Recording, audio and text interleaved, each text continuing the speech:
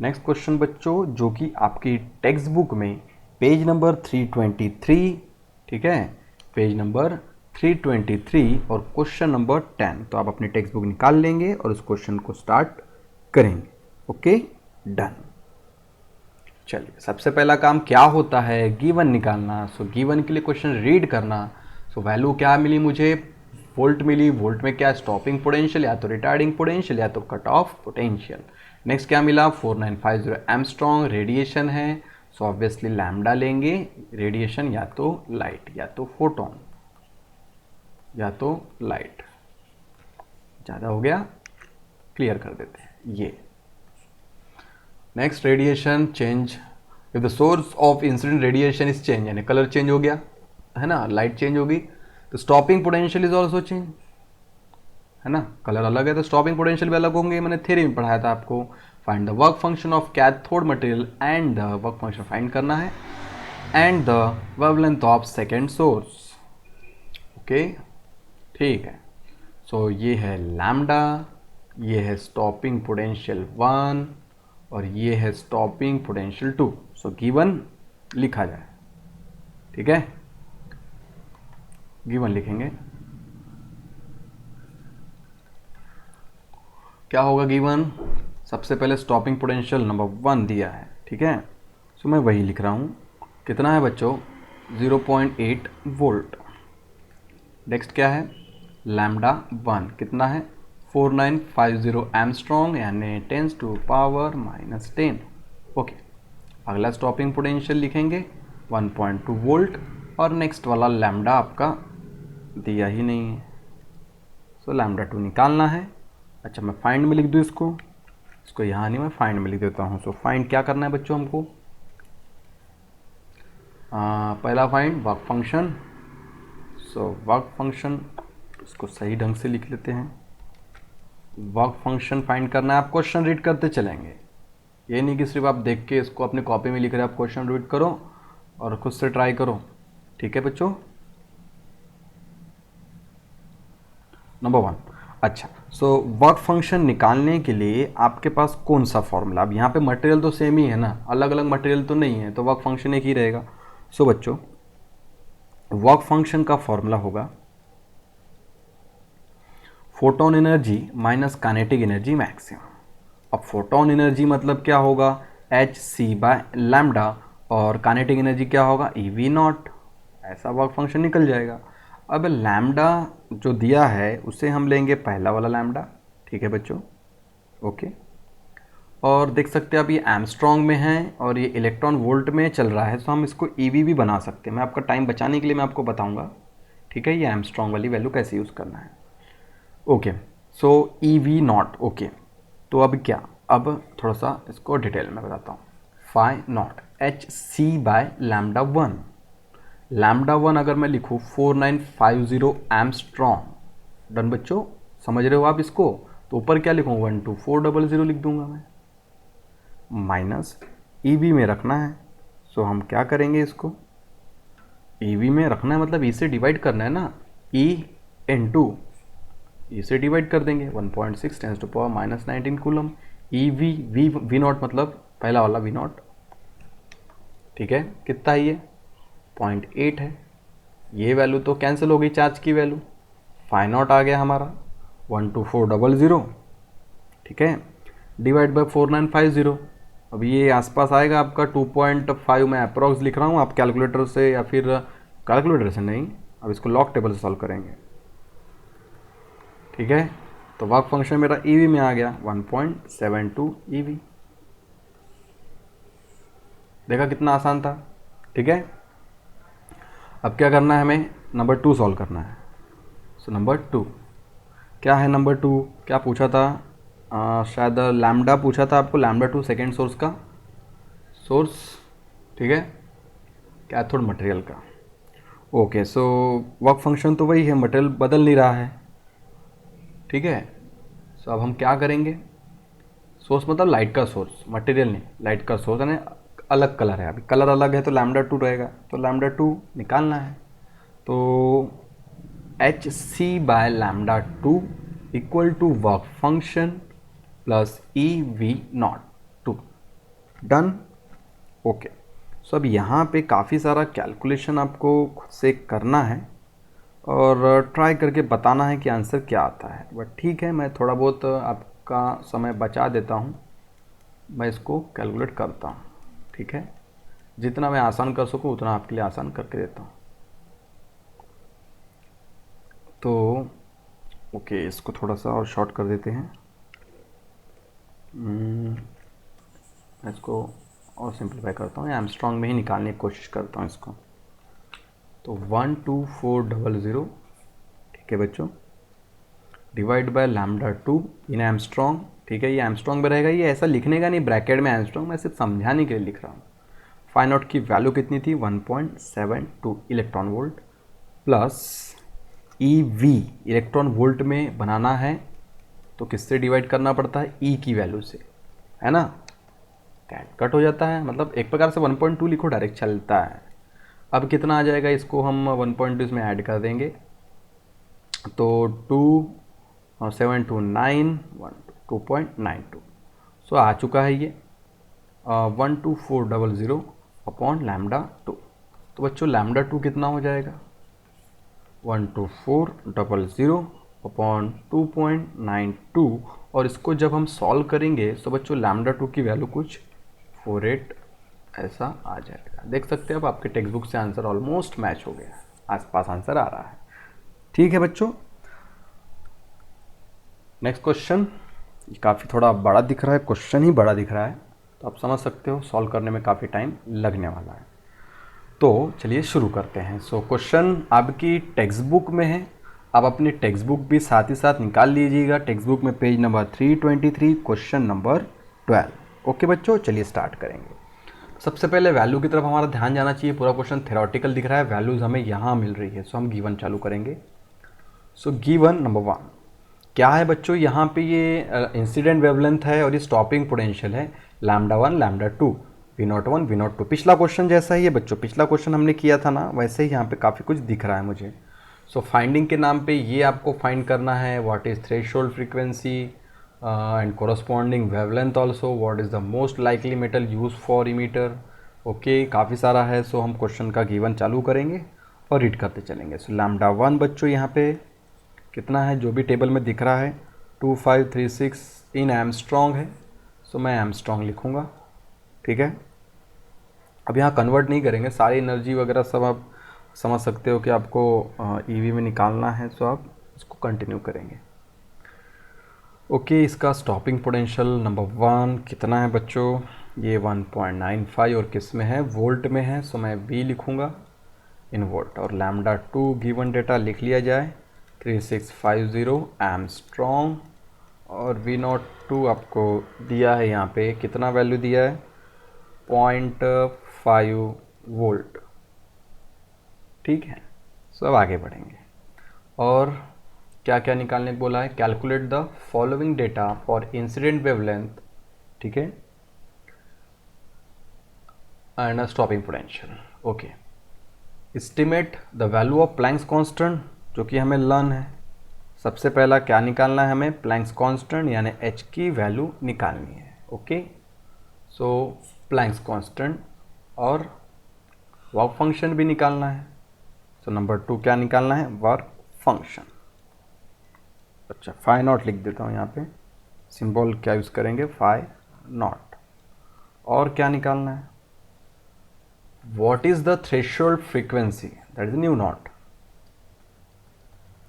और क्या निकालना है, what is the most likely metal used for the emitter. Okay, so ये तो बाद की बात है, कौन सा मेटल हम यूज़ कर रहे हैं उसके बारे में फ़िलहाल अभी हम नहीं बताएंगे। ठीक है, तो हम जितने डाटा निकाल सकते हैं उतना निकाल लेते हैं। तो चलिए स्टार्ट करते हैं इस क्वेश्चन को।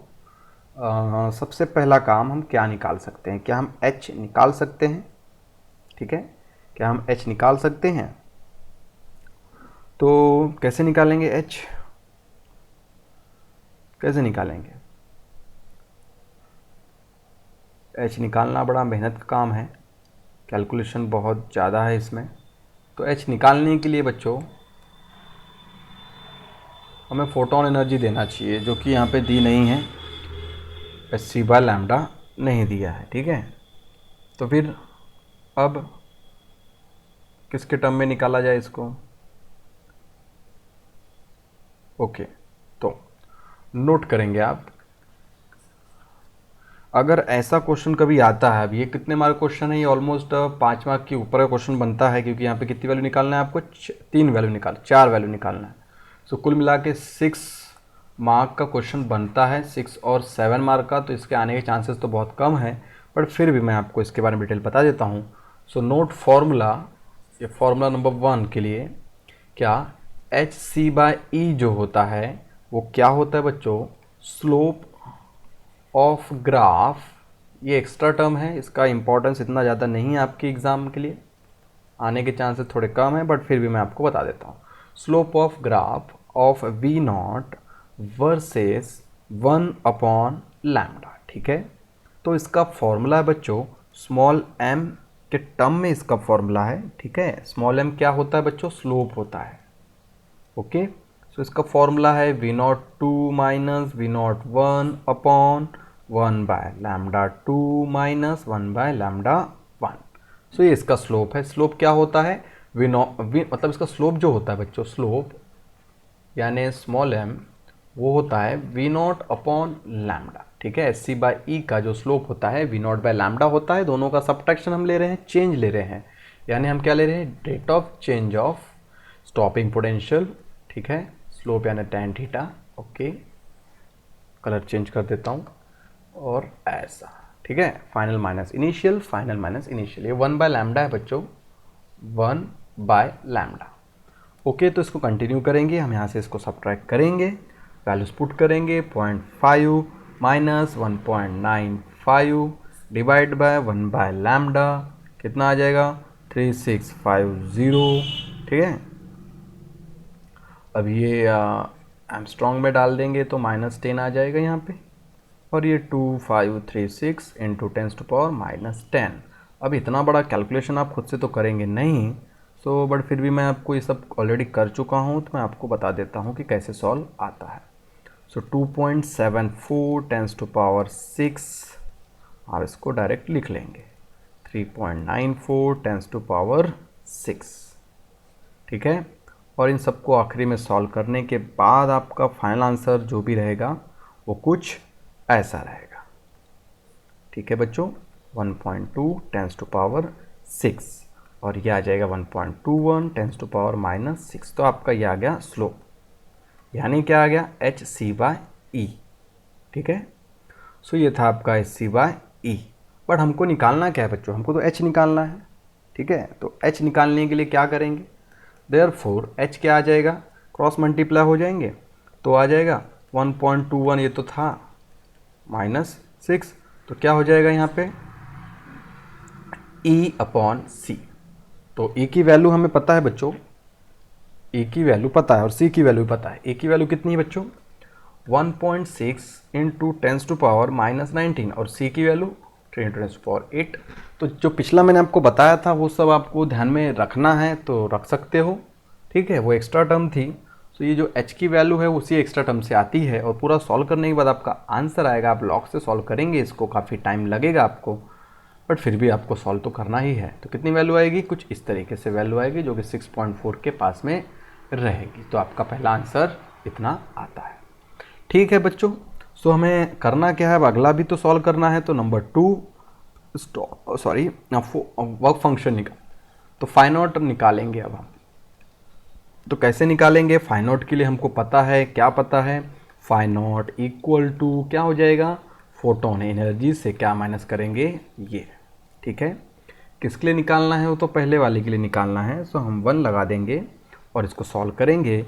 तो E जो है हमारा बच्चों, क्या है बच्चों? E H C by λ1 minus, एक से निकाल लो तो सबके लिए वही रहेगा work function. Work function same material के लिए कांस्टेंट होता है, ठीक है बच्चों। तो ये कांस्टेंट है, तो 1 से निकालो या तो 2 से, तो हम 1 से निकाल लेते हैं, ठीक है। और ये ई वी में कितना है? ई वी में वी नॉट कितना है हमारा? कहाँ गया ये? तो आपको पता है ई वी नॉट मतलब वही ई से डिवाइड करने के बाद कितना आता है, उतना ही तो आता है इन ई वी, समझ गए होंगे आप, इलेक्ट्रॉन वोल्ट, बट इसको लिखूंगा नहीं मैं, हटा देता हूँ, पिछले इसमें भी नहीं लिखा था, इसमें भी नहीं। तो एस क्या होगा 12400 बाय लैम्डा 1 इन एमस्ट्रॉन्ग रखना पड़ता है, तो 2536 एमस्ट्रॉन्ग माइनस 1.95, तो फाइ नॉट हमारा निकलने वाला है। इसका कैलकुलेशन मैंने करके रखा है आपका समय बचाने के लिए, बट आप खुद से करेंगे, ठीक है, आंसर वेरीफाई करेंगे, थोड़ा बहुत इधर उधर हो जाएगा उसका टेंशन मत लो, बट ऑलमोस्ट अप्रॉक्स आंसर आपका इतना आएगा। सो ये आपका वर्क फंक्शन आ गया, ठीक है। नेक्स्ट नंबर 3, क्या निकालना है नंबर 3, क्या निकालना था बच्चों, threshold frequency. So nu naught निकालेंगे, थ्रेशोल्ड फ्रीक्वेंसी किससे आ जाएगा, phi naught equal to H nu naught, so threshold frequency equal to क्या हो जाएगा, एच अपॉन फाइ नॉट, ठीक है। सो ये जो है हर्ट्ज में रहता है, सो इसको पूरा पूरा सॉल्व करना पड़ेगा, ईवी में नहीं रखेंगे, ठीक है। ये ईवी में था, सॉरी ये क्या गड़बड़ हो गया, इसको थोड़ा सा मिटा देता हूँ, नीचे में चाहिए था ये वैल्यू, ओके अब सही करते हैं इसको। तो न्यू नॉट चाहिए, एच की वैल्यू हमें लर्न है बच्चों, ठीक है। ये फॉर्मूला ही गलत हो गया, इसलिए वही मैं सोच रहा हूँ कैसे हो गया, फॉर्मूला गलत हो गया, यहाँ पे सही करो इसको। क्या होगा बच्चों, ये होगा वर्क फंक्शन अपॉन एच, ठीक है। तो ऊपर रहेगा, ये वैल्यू ऊपर रहती है, कितनी थी, ओके कितना था बच्चों, 2.98 था ना, 2.98 ईवी, ठीक है, ये ईवी ध्यान में रखिए, और ये कितने सा जूल सेकेंड में था, है ना, कितना होता है 6.63 इंटू 10⁻⁻34 जूल सेकेंड, इसका यूनिट क्या है, जूल सेकेंड। तो करना क्या पड़ेगा, ऊपर वाले को भी जूल करना पड़ेगा, तो ऊपर वाले को मैं जूल करके दिखाता हूँ, पूरा ही मिट गया, एक सेकेंड,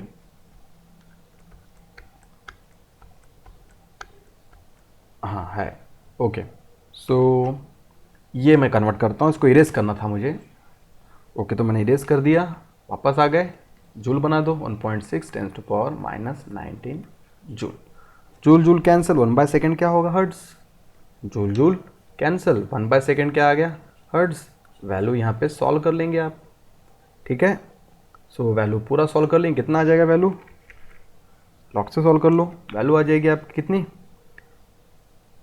7.919 10⁻14 हर्ट्ज। आप देख सकते हो 10⁻14 है तो 10⁻15 के आसपास ही आता है, यानी फ्रीक्वेंसी, थ्रेशोल्ड फ्रीक्वेंसी 10⁻14 हर्ट्ज के आसपास चलती है। ओके बच्चों, अभी ये आपका थर्ड निकल गया, फोर्थ निकाल लेते हैं, ठीक है। फोर्थ का मतलब ये कि आपको थ्रेशोल्ड वेवलेंथ निकालना है, ठीक है। सो थ्रेशोल्ड वेवलेंथ निकालते हैं, threshold frequency and corresponding wavelength, lambda naught डाल देंगे आप फोर्थ नंबर में, लैम्डा नॉट। ओके तो बच्चों क्या यूज़ करेंगे आप इसके लिए, फाइ नॉट ही यूज़ करेंगे, S C by lambda naught. तो threshold wavelength, corresponding, threshold frequency and corresponding wavelength, sorry threshold wavelength नहीं निकालना है आपको, कोरस्पॉन्डिंग वेवलेंथ बोला है सिर्फ, ठीक है। तो लैम्डा निकालना, तो लैम्डा निकालने के लिए क्या होगा, lambda equal to velocity upon frequency, velocity हमें पता है लाइट की कितना होती है 3×10⁸, और फ्रीक्वेंसी कितनी है बच्चों, फ्रीक्वेंसी अभी निकाली थी हमने, फ्रीक्वेंसी कौन सी निकाली थी हमने, अच्छा ये थ्रेशोल्ड फ्रीक्वेंसी तो कोरस्पॉन्डिंग, ओके ठीक है।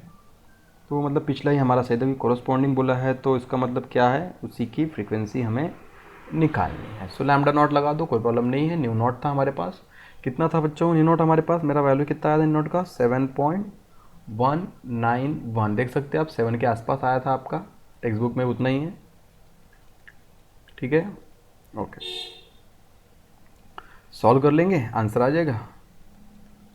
सो काफ़ी बड़ा कैलकुलेशन था, आई होप कि आप समझ सकते हो कि इतना समय इनमें लगता है, इसी को आप एमस्ट्रॉन्ग में बना लेंगे तो आपका आंसर इतना आ जाएगा। तो आई होप कि आप समझ गए होंगे। तो चलिए नेक्स्ट क्वेश्चन देखेंगे, ये भी टेक्स्ट बुक का काफ़ी बड़ा क्वेश्चन है, इसको भी सॉल्व कर लिया जाए। So radiation of wavelength 4500 angstrom is incident on a metal. So ये सबसे पहले गिवन डेटा हमें मिल चुका है, पूरा क्लियर कर दिया जाए और गिवन स्टार्ट किया जाए। सो गिवन के नाम पे सबसे पहले क्या है, लाइट की वेवलेंथ, रेडिएशन की वेवलेंथ 4500 एंगस्ट्रॉम, वर्क फंक्शन बोला है 2.0 eV. Due to presence of magnetic field capital B, the most of energetic electron emitted in the direction perpendicular to field moving in a circular path. जब circular path की बात आ गई, magnetic field की बात आ गई, तो एक Vm बेकार का बच्चों फॉर्मूला है, Vm बेकार, ठीक है. सो V be the velocity, M be the mass, P तो पता है magnetic field, charge be the E कितना है 1.6 टेंस टू पावर -19 कूलम, इतना होता है. यहाँ पे इलेक्ट्रॉन ही घूम रहा है. R बी द रेडियस, ठीक है. R क्या होता है बच्चों, रेडियस. so, ये R रेडियस है. ओके, तो मैंने चीज़ें बता दी आपको. अब इस क्वेश्चन को सॉल्व करना चालू करेंगे. गिवन लिखेंगे सबसे पहले, और ये क्वेश्चन आप अपनी टेक्स्ट बुक में भी टिक कर लीजिए, पेज नंबर 323, क्वेश्चन नंबर 11, ठीक है बच्चों. सो आप टेक्स्ट बुक निकालेंगे और क्वेश्चन को स्टार्ट करेंगे. तो चालू करते हैं, गिवन डेटा से चालू करेंगे. सबसे पहला काम गिवन क्या होगा हमारे पास, 4500 Armstrong, 4500 Armstrong. Okay, so convert कर लो, क्या होता है एमस्ट्रॉन्ग यानी 10 टू पावर -10 मीटर. और कुछ ये वर्क फंक्शन दिया है, फाई नॉट कितना है 2 इलेक्ट्रॉन वोल्ट. कन्वर्ट करो एज हैबिट हमारी जो भी है, 1.6 10 टू पावर -19 जूल. बन गया, ये कन्वर्ट हो गया. अब क्या, अब और कुछ, ये रेडियस R20 सेंटीमीटर. अब ये फॉर्मूले का टेंशन मत लो बच्चों, ये फॉर्मूला आपको आगे जाके यूज़ होगा. अगर आपका हुआ नहीं है तो ये फॉर्मूला होगा. फिलहाल ऐसे याद रखो, Vm बेकार, क्या Vm बेकार. ओके, सेंटीमीटर यानी 10 टू पावर -2 मीटर. डन, ठीक है. सो फाइंड की तरफ ध्यान देंगे कि फाइंडिंग क्या क्या करना है. क्या पूछा है, what is the value of capital B magnetic field equal to question mark tesla या तो वेबर पर मीटर स्क्वायर में आंसर आएगा. ओके, फॉर्मूले लगाया जाए. तो बच्चों जैसा कि मैंने आपको बताया, इसका फॉर्मूला आप क्या यूज़ करेंगे, Vm बेकार, ठीक है. तो डायरेक्ट तो यूज़ नहीं करेंगे, ठीक है ना, डायरेक्ट यूज़ नहीं करेंगे क्योंकि यहाँ पे लैम्डा दिया है, वर्क फंक्शन दिया है. सो ऑब्वियस सी बात है यहाँ पे काफ़ी सारी चीज़ें यूज़ होगी, ठीक है. सो अब आपको मैं ये Vm जो था, मैंने ऑलरेडी बताया था आपको कि Vm यानी क्या होता है, Vm यानी मोमेंटम, मोमेंटम बच्चों, ठीक है, मोमेंटम. और आपको पता है कि एनर्जी इक्वल टू क्या होता है, mc², that is a mass into velocity into c. So energy equal to क्या होता है, मोमेंटम इंटू c, ठीक है. तो ये E निकालना है हमें, E को निकालना है हमें, और इसको कहीं ना कहीं रिप्लेस करना है, ठीक है. सो मैं पूरा क्वेश्चन सॉल्व करके देता हूँ, आप ध्यान से देखिएगा, ठीक है. तो सभी फॉर्मूले की तरफ अगर ध्यान दिया जाए तो हमारे पास सभी फॉर्मूले हैं और हम एक एक करके सबको यूज़ करेंगे. तो सॉल्यूशन स्टार्ट किया जाए, सॉल्यूशन की तरफ ध्यान दिया जाए. सबसे पहले E निकालना है बच्चों. हमने देखा कि हमें E की ज़रूरत पड़ेगी मास इंटू वेलोसिटी के टर्म में. तो E इक्वल टू क्या होगा बच्चों, वर्क फंक्शन के टर्म में यूज़ करेंगे. तो काइनेटिक एनर्जी, E यानी क्या, सॉरी एक सेकेंड, वापस फॉर्मूला, Vm बेकार, ठीक है. और एक काइनेटिक एनर्जी का भी फॉर्मूला है, बेकार का स्क्वायर अपॉन 2m. सो यहाँ पे है वो फॉर्मूला, यानी कि वो E कुछ और है, ठीक है बच्चों. E फोटोन एनर्जी है. तो मैं आपको फिर से बताता हूँ, कोई प्रॉब्लम नहीं है, फिर से देख लो. एक फॉर्मूला है, अगर कोई पाथ सर्कुलर पाथ में घूमता है मैग्नेटिक फील्ड के कारण, तो फॉर्मूला होता है Vm बेकार, और काइनेटिक एनर्जी उसकी होती है बेकार का स्क्वायर अपॉन 2m. तो यहाँ पे काइनेटिक एनर्जी ही निकालना है हमें ताकि हम B निकाल सके, है ना. सो B निकालने के लिए काइनेटिक एनर्जी निकालना है. तो काइनेटिक एनर्जी निकाल लो सबसे पहले. काइनेटिक एनर्जी क्या हो जाएगी, फोटोन एनर्जी माइनस क्या हो जाएगा, वर्क फंक्शन. अब वर्क फंक्शन EV में है तो डायरेक्ट EV यूज़ करेंगे आप, ठीक है. तो क्या करेंगे, 12400 divide by lambda in Armstrong. कितना है लैम्डा बच्चों, लैम्डा इन एमस्ट्रॉन्ग, अच्छा यहाँ पे, ओके. सो 4500. अब इसको 500 भी ले सकते हो, देखो यहाँ पे 500 है, डिवाइड करने में आसानी जाएगी. सो इसको मैं 400 की जगह 500 करता हूँ, आसान जाएगा डिवाइड करने में. हो गया. अब इनको सॉल्व कर लेंगे भी कितना आ जाएगा सॉल्व करने के बाद, 2 0 कैंसिल, 125 ऊपर 45 नीचे, 2.78 के आसपास आएगा। अब इसको खुद से सॉल्व करें, ईवी में चल रहा है आंसर, तो कितना आ जाएगा बच्चों 0.78 इलेक्ट्रॉन वोल्ट। तो काइनेटिक एनर्जी हमारे पास कितनी आ गई है, इतनी आ गई है। काइनेटिक एनर्जी 0.7 इलेक्ट्रॉन वोल्ट आ गई है, इसको हम बनाएंगे जूल में। तो किससे मल्टीप्लाई करना चाहिए, चार्ज की वैल्यू जो कि हमें याद है कितनी होती है 1.6 × 10⁻19 जूल बन गया। मल्टीप्लाई कर दो, कुछ इस आसपास आएगा आपका आंसर, ठीक है। सो ये आपकी आ गई काइनेटिक एनर्जी। चलिए ठीक है, वहाँ से हम इसको डिराइव कर लेते हैं। नंबर 1 फॉर्मूला ये, अब नंबर 2 फॉर्मूला काइनेटिक एनर्जी का, तो इसको इरेज कर देता हूँ यहाँ से। ओके, नंबर 2, तो काइनेटिक एनर्जी क्या होती है बच्चों, बेकार का स्क्वायर, होल स्क्वायर है यहाँ पे, अपॉन 2m। तो सब कुछ मिल चुका है, तो kinetic energy into 2m upon Q square R square equal to B square. Done, समझ गए होंगे आप। तो टेकिंग स्क्वायर रूट लेंगे, सबका सब क्या आ जाएगा अंडर रूट में 2m इंटू काइनेटिक एनर्जी, ठीक है बच्चों। यहाँ के जाके प्रूफ होगा डी ब्रॉगली में, कोई प्रॉब्लम नहीं है, Q square upon R square. Okay, अब ये अंडर रूट से बाहर आ जाएगा, है ना, तो मैं इसको इतना मिटा देता हूँ, क्या आ जाएगा Q और ये आ जाएगा R। अब सभी की वैल्यू पुट करेंगे। मास ऑफ इलेक्ट्रॉन मुझे पता है, आपको भी पता है। सो 2 इंटू मास ऑफ इलेक्ट्रॉन कितना 9.1 इंटू 10, अब इलेक्ट्रॉन ही है क्वेश्चन में, देख सकते हैं आप। तो 9.1 × 10⁻³ kg, 1.248। काइनेटिक एनर्जी की वैल्यू निकाली थी हमने, उसी को यूज़ करेंगे। चार्ज कितना होता है इलेक्ट्रॉन का -19 को, और ये रेडियस 0.2 मीटर, सेंटीमीटर में है ना ये, तो 20 × 10⁻² मीटर या तो 0.2 मीटर, वही है, ठीक है। हाँ, यहाँ का अंडर रूट नहीं भूलेंगे, ये अंडर रूट लगाएंगे और पूरा का पूरा आप लॉग से सॉल्व करेंगे। और सब कुछ सॉल्व करने के बाद, सॉरी ये अंडर रूट इतना बड़ा नहीं था, ये अंडर रूट सिर्फ इसको है, ठीक है। तो पूरा सॉल्व करने के बाद बच्चों आपका आंसर आएगा 1.490। आप लॉग से सॉल्व करेंगे, आराम से सॉल्व करो, आपके पास टाइम ही टाइम है, ठीक है, तो आराम से सॉल्व करेंगे। तो इतना आपका आंसर आएगा, आप यूज़ करेंगे लॉग टेबल।